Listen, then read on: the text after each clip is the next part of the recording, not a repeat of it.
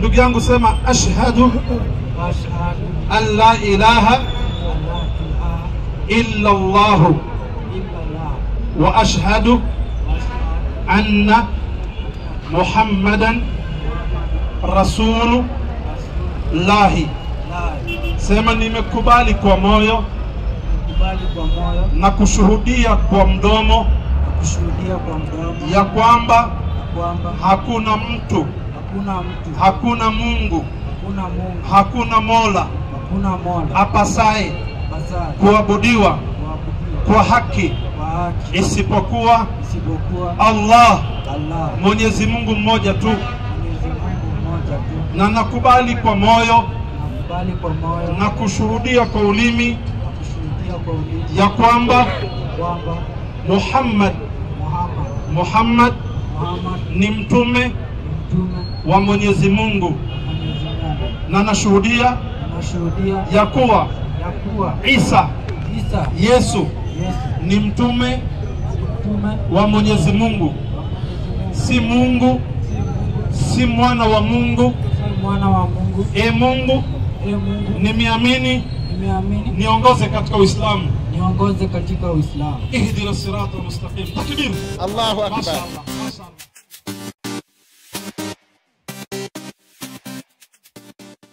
In it, Yes.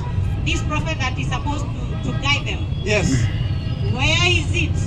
We have Quran sahi. Hatuna sahi. So you are the people that corrupted the Torah. Okay, subiri sasa. Okay, tulikuwa nayo, nisikize vizuri. Nisikize sasa.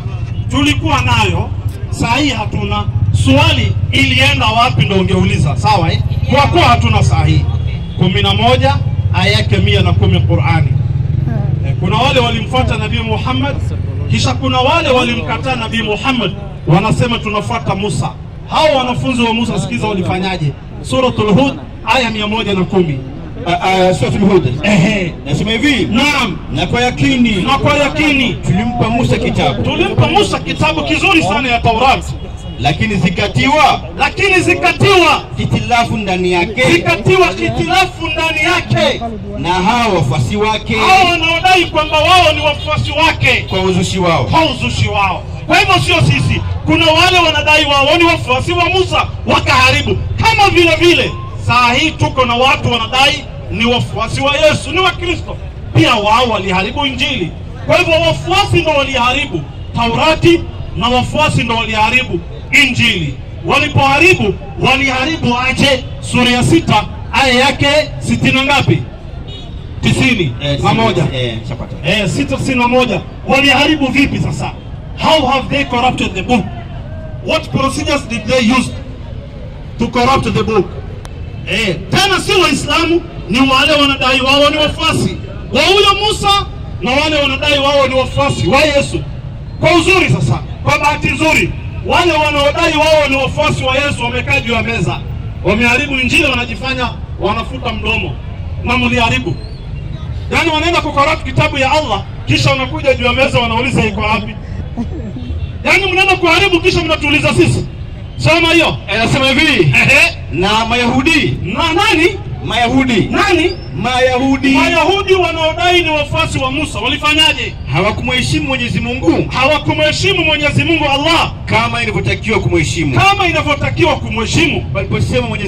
Waliposema Allah hakuteremsha chochote, wakakana mpaka kitabu ya Mwenyezi Mungu juu ya binadamu yote. Wakasema hakuna kitu Mungu ameleta. Endelea. Wanasema maneno haya wakati mtume huyu Muhammad alipoambia kuwa Qur'ani kitabu alichoteremshia Mwenyezi Mungu. Walipoona Qur'ani wakakataa Taurati, wakasema hakuna kitabu Mungu alileta. Endelea.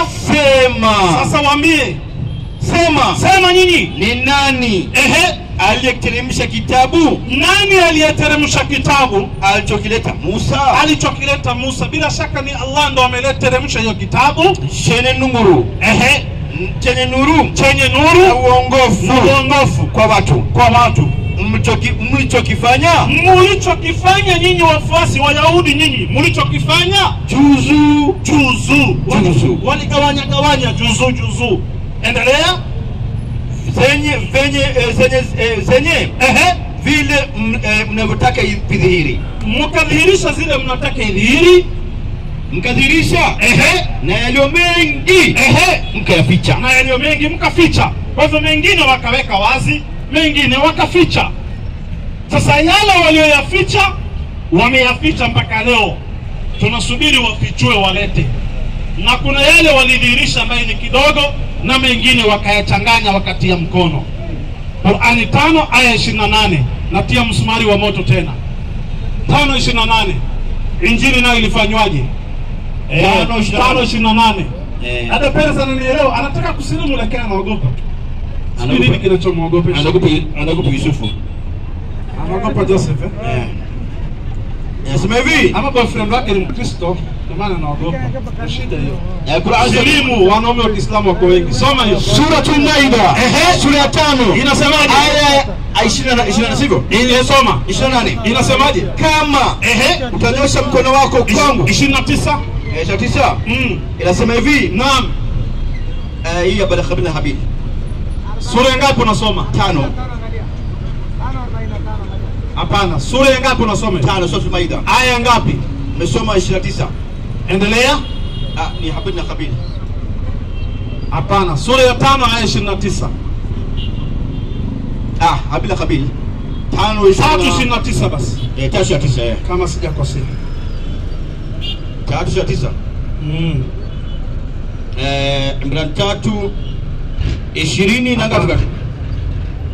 Naangalia 29. Nasema in kuntum tuhibuna Hapana. Ni sura ya 5 aya yake ya hapana, sio 47. Umefika sura ya 5? Maida. Soma aya yake ya 13. 13.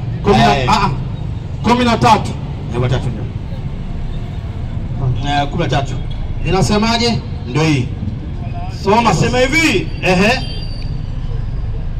basi naam, kwa sababu ya kuvunja kwa ahadi yao, naam, tuliwalani na tukazifanya nyoyo zao naam kuwa ngumu, haisikizi khairi. Endelea. Wamekuwa wanabadilisha maneno ya Mwenyezi Mungu, wamekuwa wanabadilisha maneno ya Mwenyezi Mungu yaliyo katika Torati.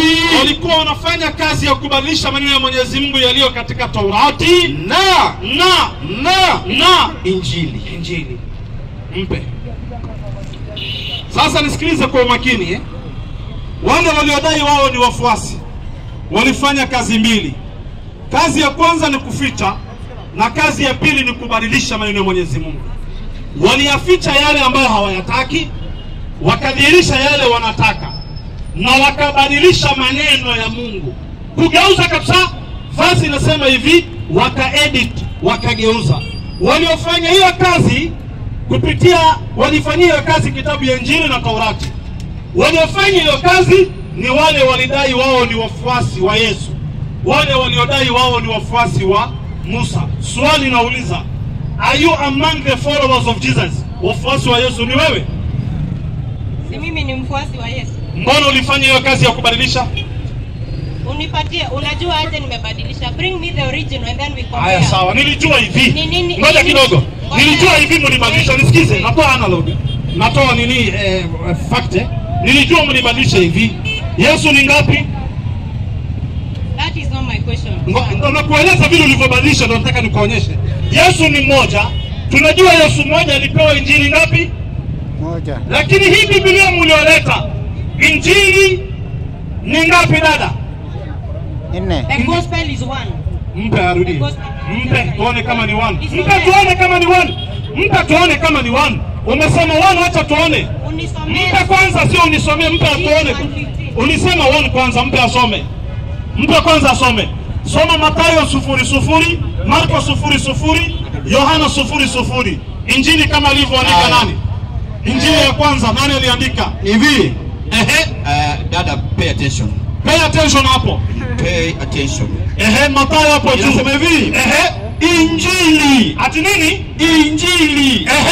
Kama. Alivyoandika nani? Mathayo. Hiyo ni injili ya ngapi? Ya kwanza. Kama ulivyoandika nani?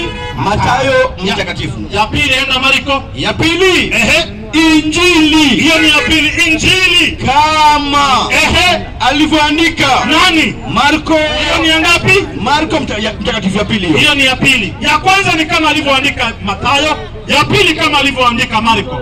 Enda Luka. Ya tatu Injili kama alivyoandika nani? Luka. Hiyo ni ya ngapi? Mtakatifu. Enda Yohana sasa.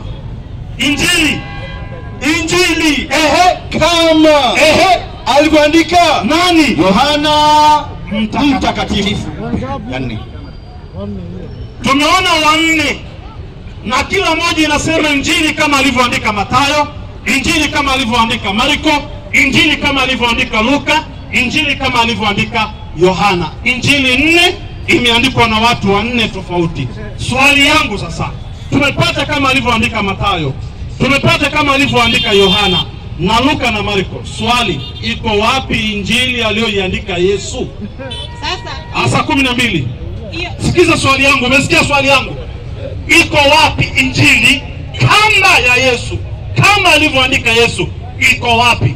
Ya Mathayo tunayo, ya Marko tunayo, ya Luka tunayo, ya Yohana tunayo. Injili 4 wakati Yesu ni ngapi? Ni mmoja. Iko wapi Injili kulingana na Yesu? Iko wapi hiyo? Saa 12. Leta hiyo. Ndio maana nataka uniambie. Sio maana, jibu swali. Can you let me speak please? I will let you speak. Uliniambia wewe ndio uliharibu Injili na nimekupa evidence. Iko wapi Injili kulingana na Yesu? Nijibu swali. Nakujibu. Jibu. Allow me to speak. Sawa, you speak sawa. Iko wapi Injili kulingana na Yesu? Leta. Unajua mimi. Ama sio hivyo Waislamu? Hapa sasa sindano ni tight sasa dada. Iko wapi Injili kulingana na Yesu? Kulingana na Mathayo iko hakuna? Ya kulingana na Mathayo iko. Kulingana na Luka iko. Kulingana na Yohana iko. Kulingana na Marko iko. Kulingana na Yesu iko wapi? Patie nafasi ya chini. Kama hiki, peana maiki ya chini. Peana maiki. Patie time. Sawa, naomba maiki. Wewe unaongea kama haya sawa Abu Jahal. Iko wapi Injili kulingana na Yesu? Abu Jahal imemuuma hiyo. Hataki dada tumsukume kwa ukuta. Dada sita kutuma kwa Mkristo. Na kwa bahati nzuri aliyeharibu Injili ya Yesu ni wale wanaodai wao ni wafuasi wa Yesu, na kimeshaona wamegawanya. Injili inakuja 4. Iko wapi Injili kulingana na Yesu? Ni swali sio swali. Qur'ani kulingana na Muhammad tunayo hatuna? Wama yantiqu anil hawa illa huwa illa wahyuha allamahu shadidul quwa.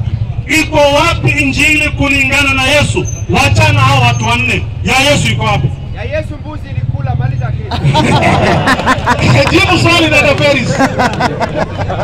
Kabisa. Kulingana na Mathayo, kulingana na Luka, kulingana na Yohana, kulingana na Marko, yote ni propaganda ya watu. Iko wapi Injili kulingana na Yesu? Leta. Mahali ulificha utuambie, tunaenda kutoa.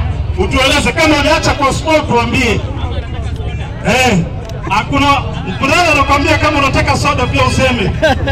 Iko wapi Injili kulingana na Yesu? Tunakusubiri ulete.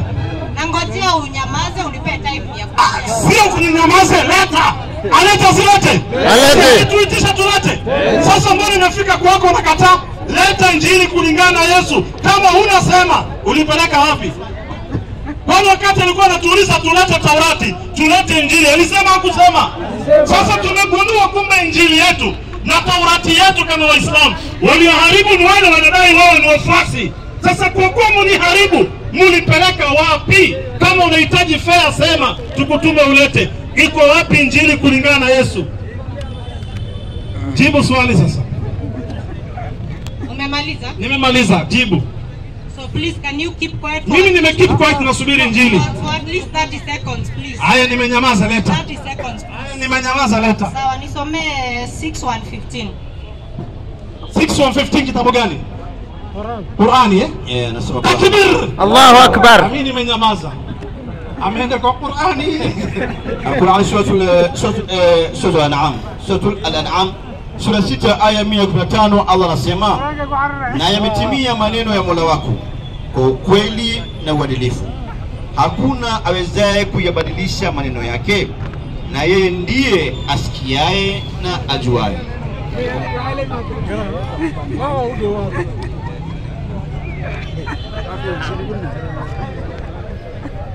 Nimenyamaza for 30 seconds. Ama unataka niongee? I have answered you. Ati nini? 6:115 inasema hivi.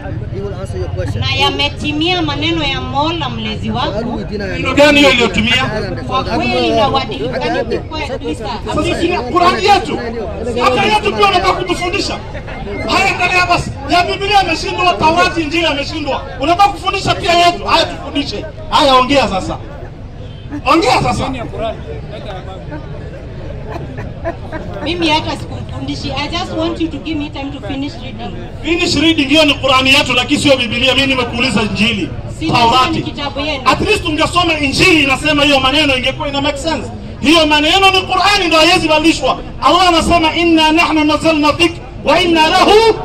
Hiyo aya inakusudia Qur'ani peke yake. Kwa maneno ya Allah hayawezi badilishwa. Haiongelei Injili wala Taurati wala Zaburi. Ni Qur'ani inajitetea kwa hii maneno ya Allah na hakuna mtu ana uwezo wa kufanya nini? Kubadilisha. Sasa afadhali ungetoa aya kama hiyo kwa ile original Injili ulete sasa. Usema hii kubadilishwa. Wewe unajitetea na Qur'ani, kuna Qur'ani ni yenu kanisani. Injili kulingana na Yesu iko wapi? My friend letter. Nimekuuliza swali nilisoma 7:157. Kuna Torah na Injili katika Qur'an. Hakuna katika Qur'an Torah na Injili. Nasema ilipotea. Nasema hivi, katika Qur'ani hakuna Taurati wala Injili. Katika Qur'ani Taurati imetajwa na Injili imetajwa. Mnaelewa vizuri? Hata shetani pia ametajwa. Siongelei kutajwa, naongelea the original book. Where is it? Tumepata kusoma kuwa wafuasi wa Injili walibadilisha Injili, wafuasi wa Taurati walibadilisha Taurati.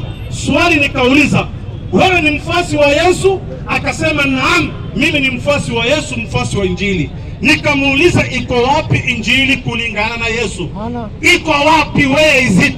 Kama hakuna sema hakuna, tukupe Qur'ani maneno ya Allah uende nayo nyumbani. Shida iko wapi? 6:115 na yametimia maneno ya Mola mlezi wako ambaye ni ya Qur'ani na uadilifu. Hapa itasema maneno ya Qur'ani. Imesema Injili hapo.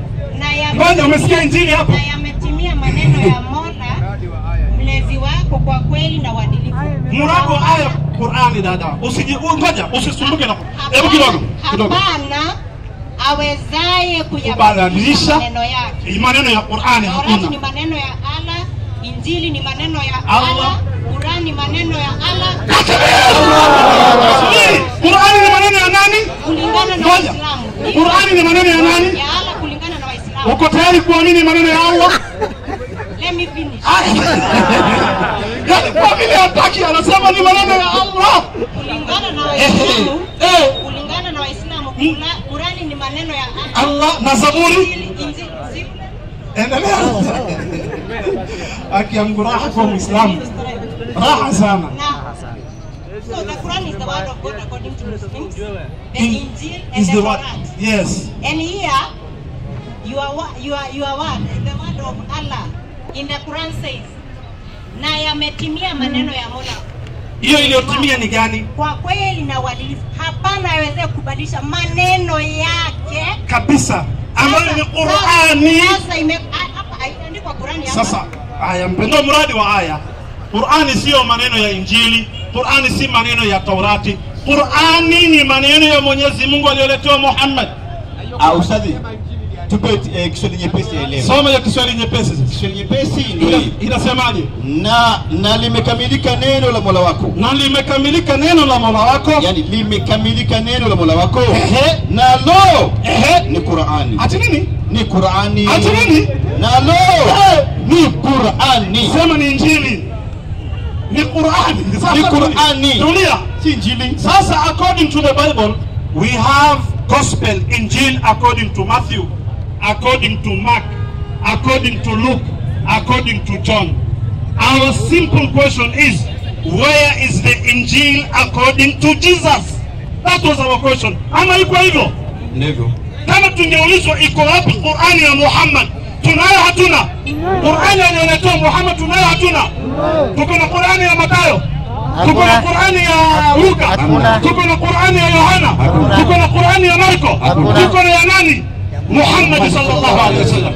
Ya Yesu injili iko wapi? Wachana ya watu. Ya Yesu iko wapi? Hawana. Mwache mchungaji huyo.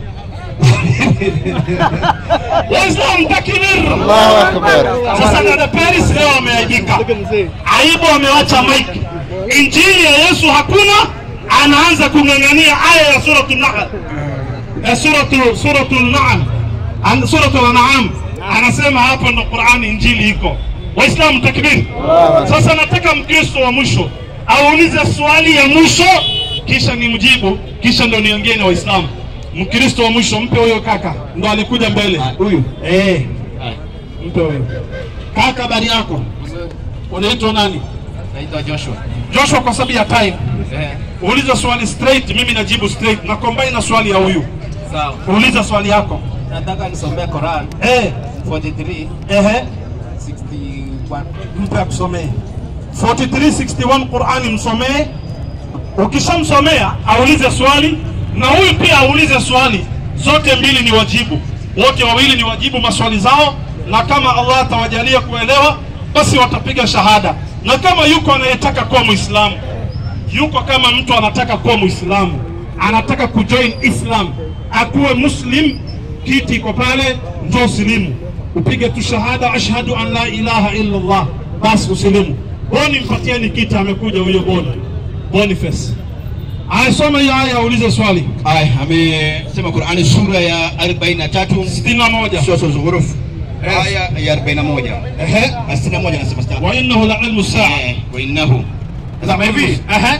Na kwa kweli. Na kwa kweli. Yeye Isa. Nabii Isa. Ni alama ya kiyama. Ni alama ya kiyama kuwa kinaanza kukaribia. Kuwa kinaanza kutukaribia. Msikifanyie shaka. Na nifuateni. Na nifuateni. Hii ndio njia iliyonyoka. Nimesema kwa kweli bila shaka Isa ni alama ya kiyama. Sasa nataka nisomee Quran 10 ndio nikuulize swali. 104. 10:104. Isa ni alama ya kiyama. Sasa nisomee 10:104. Nani Mkristo huyu mtu? Si Muislamu. Angekuwa anatoa Mathayo, Marko, ingekuwa kitu kingine. Anatoa Qur'ani. Ndio anauliza swali kutoka kwa Qur'ani. Manake washajua Biblia si maneno ya Allah. Sasa wanataka kujua hizi verses za Qur'ani zinaendaje. Na wapongeza, kongole kwa kusoma Qur'ani.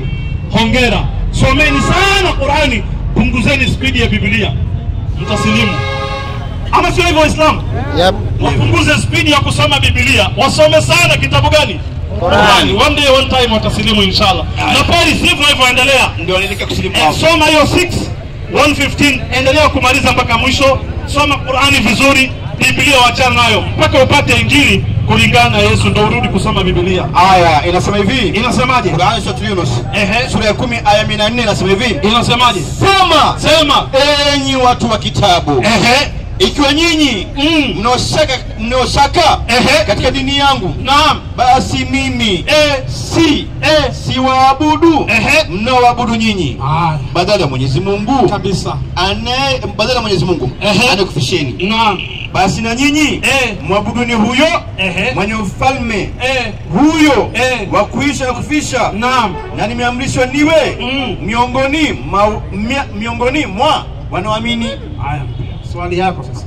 Sasa katika 43:61 nimesema bila shaka. Wakristo hatuna shaka, Waislamu pia hawana shaka. Yesu atarudi na ni alama ya kiyama. Hatuna shaka, ni alama ya kiyama. Lakini hiyo 104 imesema kama mnayo shaka katika dini yangu. Nini ndio sema na shaka? Sisi hatuna shaka na dini yako. Lazima kutakuwa na shaka. Si nyinyi. Asema hivi, sisi Waislamu hatuna shaka na dini ya Muhammad. Wenye shaka na dini ya Muhammad nyinyi. Kama mnayo shaka na dini yangu mimi Muhammad.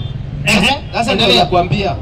Hata 10:94 pia inasema kama kuna shaka. Mbona hii ya Mungu, sababu sisi tunaamini ya Yesu. Sisi tunaamini na nyinyi mnaamini. Mbona hakuna shaka? Lakini hizo zenu hizo na dini yake nasema hivi. Inasema hivi. Yesu ni alama ya kiyama. Ni kweli. Shida iko wapi?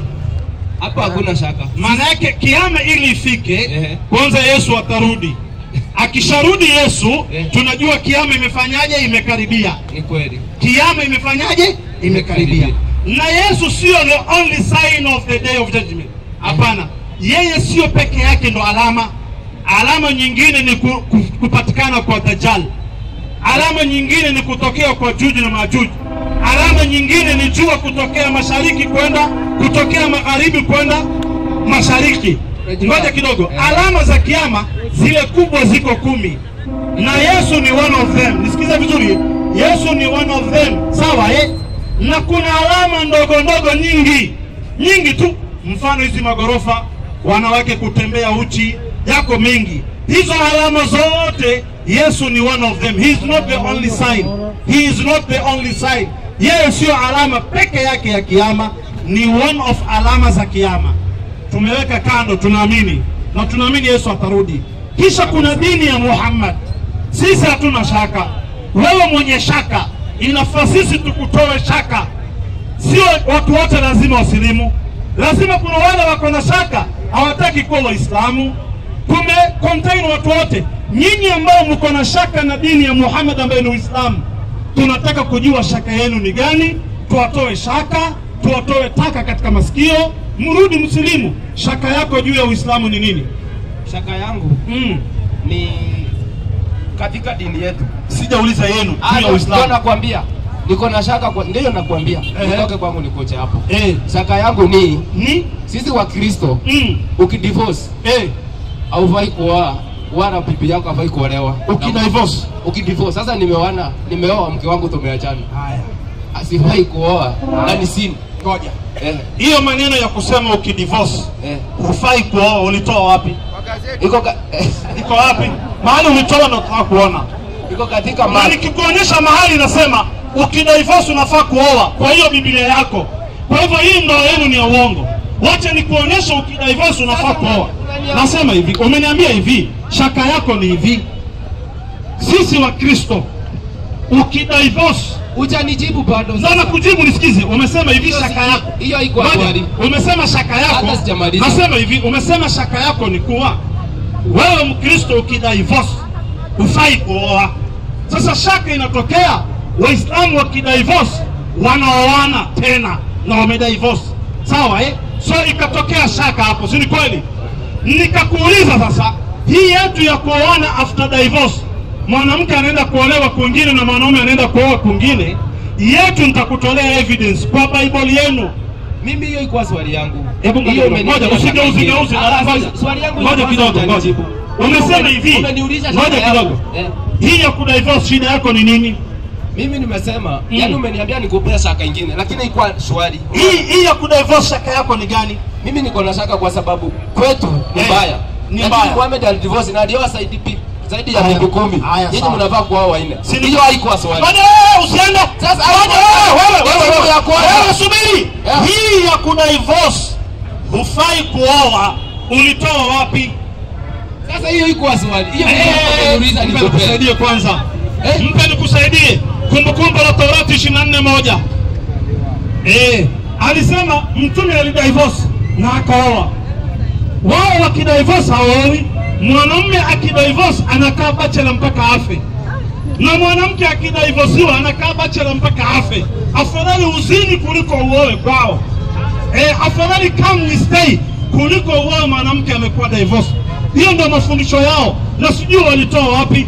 Je, Bible inakubaliana imani yao au inapinga? Soma hiyo 24:1. Inasema hivi. La 24:1. Inasemaje? Sikiliza wewe. Mtu akisha kutoa mke. Wewe Mkristo, sikiza huko na kufundisha. Kitu ujue kanisani ufundishwe. Tunakufundisha hapa na kitabu yako. Soma. Mtu akisha kutoa mke akamchukua mwanamke kwa kumuoa. Sio come stay. Alipopata kibali machoni mwake, hakuridhika na ile mwanamke tabia zake, kwa kuwa ameona neno ovu kwake. Ameona neno ovu kwake, labda ni mzinifu, ni mtu wa kutoka nje ya ndoa, na amwandikie hati ya kumwacha. Na akamwandikia hati ya talaka akamwacha. Endelea. Akamtilie mkononi mwake, akampatia ile talaka yake kwa mkono yake, na kumtoa katika nyumba yake. Naye akisha kuondoka katika nyumba yake, ameachwa. Anaruhusa kwenda. Anaruhusa. ana ruhusa kwenda, ana ruhusa ya kwenda akawa mke wa nani? wa mtu mwingine. Allahu Akbar. Subiri wewe, unaona hiyo andiko wewe? Uko sawa? Niko nini? Ati niko nini? Wacha endelee. Allahu Akbar. Waislamu takbir. Allahu Akbar. Haruhusiwi hiyo. Na hiyo ni amri, ni sheria, ni ruksa. Mwanamke ukimpa divorce anaenda anaolewa kwingine, lakini imani ya Wakristo hiyo ni haramu. Sara, swali sasa, sikiza swali yangu. Wewe subiri, wewe mimi ndo nakuuliza sasa. Sikiza swali yangu. Hiyo andiko iliyosema ukimpa mwanamke divorce aondoke, ako na ruhusa aende aolewe na mwanaume mwingine, ni kweli ni uongo hii andiko? Najua asijui. Sasa ni kweli. Wacha nipe fasi. Allahu Akbar. Soma Mark 10:12. Tumpe huyo. Hii andiko na swasi. Anwari mimi namuongezea moja. Wasoma Yohana 7:49. inasemaje? Yesu Anasemaje? anasema hivi, lakini makutano hawa wasioifahamu Torati wamelaaniwa. Ati nini? Wamelaaniwa. Waislamu takbir. Allahu Akbar. Laana. Hawaelewi, wafahamu Torati hawa. Wewe tulia wewe. Sasa fanya hivi. Huyo mke wako mpe divorce aolewe na mwanaume wa Kiislamu. Ruhusa hiyo kabisa. Mpe na yeye atakubali tu. Akikubali tu. Subiri wewe. Mpe mic dada yangu. Mpe dada huko. Dada yakuja tu. Huyo dada. Anakusilimu. Ampa kwanza niongee naye. Mpe niongee naye. Asa mpatie dada aje zungumze niongee naye. Mpe niongee naye kwanza. Unamzuia nini dada? Mpe mic dada niongee naye. Kwanza salimia. Asalamiane tu. Dada, habari yako? Umesikiza ile andiko? Si umesikiza? Kumbe huyu jamaa akikupa divorce wewe, unarudi kwa Waislamu unaolewa na mwanaume mwingine, sawa? Anataka kusilimu. Takbir. Kursa ukena. Umenisikiza dada? Huyu jamaa akikupa divorce, hata usisubiri siku moja, straight msikitini unaolewa na mwanaume mwingine. Na hiyo story inaisha. Yeye anabaki bachelor mpaka kufa. Biblia imruhusu kuoa kama anavyoamini. Au jamani wawili. Waislamu takbir. Allahu Akbar. Hebu mpe huyo bana. Nani huyu? Huyu. Mama huyu. Nataka kusilimu. Wewe. Takbir. Allahu Akbar. Mwingine anataka kusilimu huyo hapa. Allahu Akbar. Nani mwingine yuko tayari kuwa Muislamu? Pastor huyu. Mwingine anataka kuwa Muislamu. Nani mwingine yuko ready kuwa Muislamu? Mpe mic ndugu yangu kuwa Muislamu. Huyu wako wawili huyu. Kan laway lakini kile gisu. Kan laway waxaan ka wada baashi suubi. Kaani dameero suubi. Nani mwingine atakusilimu? Huyu na mke wake anapewa kwa jamaa. Wameamua. Mpe mic silimu. Na kama yuko mwingine anataka kuwa Muislamu aje. Sawa. Kaka yangu habari yako? Uko sawa kabisa? Umeamua kuwa Muislamu. Nini imekupendezesha ukawa Muislamu? Yaani mpaka ukapenda Uislamu. Nini umeona? What have you seen? Ambayo hawa Wakristo wengine bado hawajaona.